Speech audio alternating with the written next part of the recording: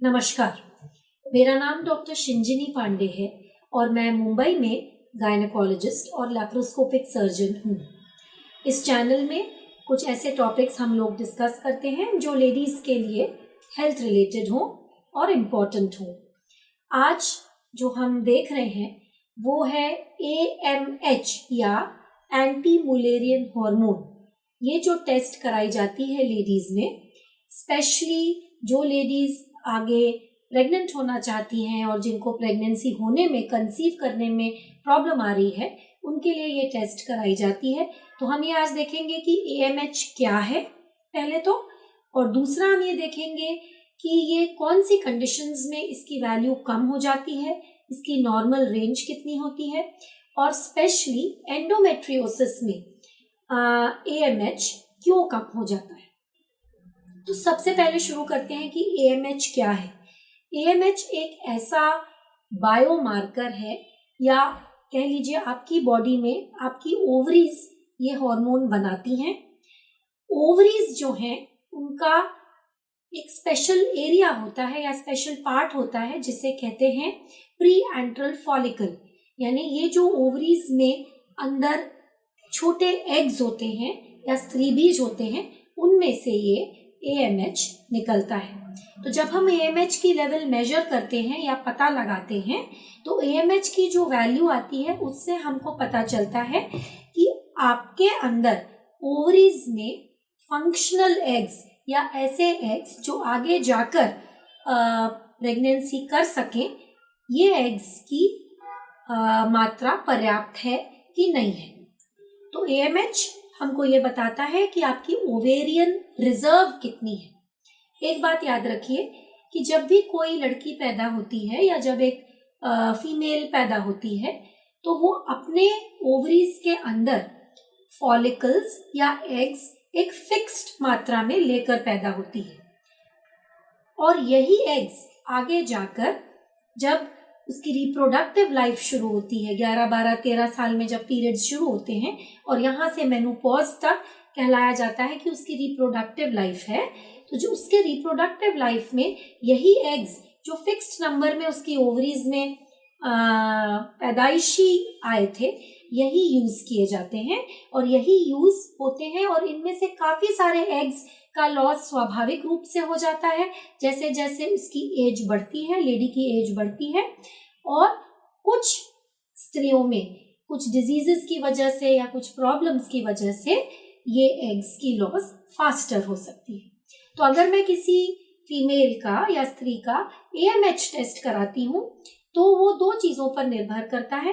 पहला, उसकी एज क्या है। अगर मेरी पेशेंट 20 इयर्स ओल्ड है तो AMH मच हायर वैल्यूज मुझे मिलेंगी, और अगर यही फीमेल 42 इयर्स है तो AMH में एज रिलेटेड डिक्लाइन होगा और इसकी वैल्यू उसके एज के अनुसार काफी कम मिलेगी।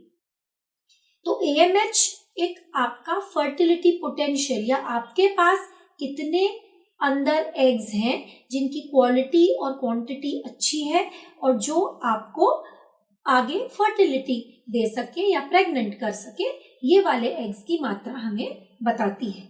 इसको ओवेरियन रिजर्व टेस्टिंग भी कहा जाता है। एक दूसरा तरीका होता है ओवरी की रिजर्व या कौन सी एग्स अच्छी क्वालिटी या क्वांटिटी की हैं, उसको बोलते हैं AFC, जो कि सोनोग्राफी में एंट्रल फॉलिकल काउंट सोनोग्राफी से देखी जाती है। तो AMH और AFC दोनों ही टेस्ट यूज करी जाती हैं आपका ओवेरियन रिजर्व चेक करने के लिए। अब हम देखते हैं कि AMH की नॉर्मल वैल्यू कितनी होती है। तो नॉर्मली 1 नैनोग्राम पर ml से लेकर 4 नैनोग्राम पर ml तक हम इसको एक नॉर्मल फर्टिलिटी का रेंज मानते हैं। इसमें भी अगर 1.5 से ऊपर आपकी वैल्यू है तो वो बेटर मानी जाती है। किसी की भी AMH लेवल अगर 1 या 1 से कम है तो फिर ये लो कैटेगरी या लोअर फर्टिलिटी पोटेंशियल की कैटेगरी में आ जाता है। स्पेशली अगर आपकी AMH 0.5 से भी कम है तो फिर ये बहुत लो मानी जाती है। 4 to 6 भी बहुत महिलाओं में देखी जाती है। अगर ये वैल्यू 6, 7 या 8 के ऊपर होती है तो कई बार ये PCOD की प्रॉब्लम भी हमको बताती है कि पीसीओडी हो सकता है। अब हम देखते हैं कि एएमएच की जो टेस्ट है ये आपको कब करवानी चाहिए। आपके डॉक्टर आपको क्या कोई स्पेसिफिक दिन है आपकी मासिक चक्र में जब बोलेंगे?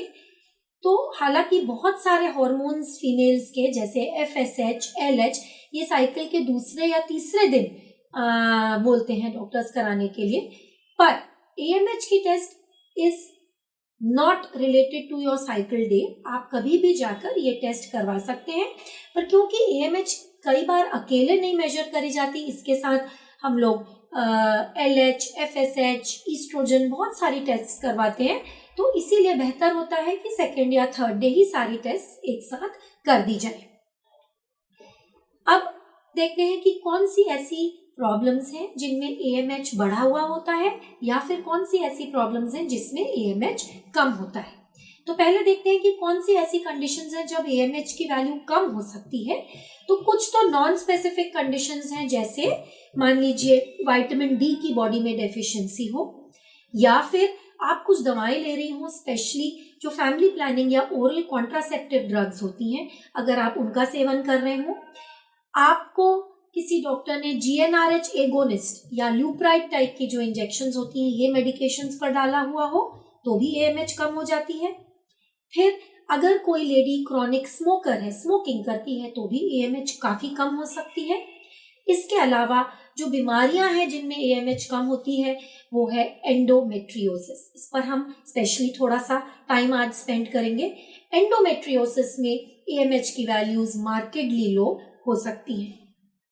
फिर देखते हैं कि यदि आपकी पहले कोई भी सर्जरी हुई है ओवरी के ऊपर, जरूरी नहीं है एंडोमेट्रियोसिस के लिए, कोई भी ओवरी की सिस्ट निकाली गई है, डर्मोइड सिस्ट की सर्जरी हुई है, नहीं ओवरी पर अगर सर्जिकल हमला हुआ है या सर्जरी करी गई है, तो भी बहुत सारी लेडीज की एएमएच कम हो जाती है। किन्हीं लेडीज को ओवरीज में इन्फ्लेमेशन की प्रॉब्लम होती है, ऑटो इम्यून डिजीजेस हो सकते हैं, ओवरी में इन्फेक्शन होने की वजह से उफोराइटिस या इन्फ्लेमेशन हो सकता है, ओवरी में सूजन आ सकती है, उसकी वजह से भी एएमएच कम हो सकती है। बहुत सारी लेडीज जिनको मेनोपॉज जल्दी आ जाता है या जिनको मेडिकल की भाषा में कहा जाता है प्रीमैच्योर ओवेरियन इनसफिशिएंसी, इसमें भी एएमएच कम होती है।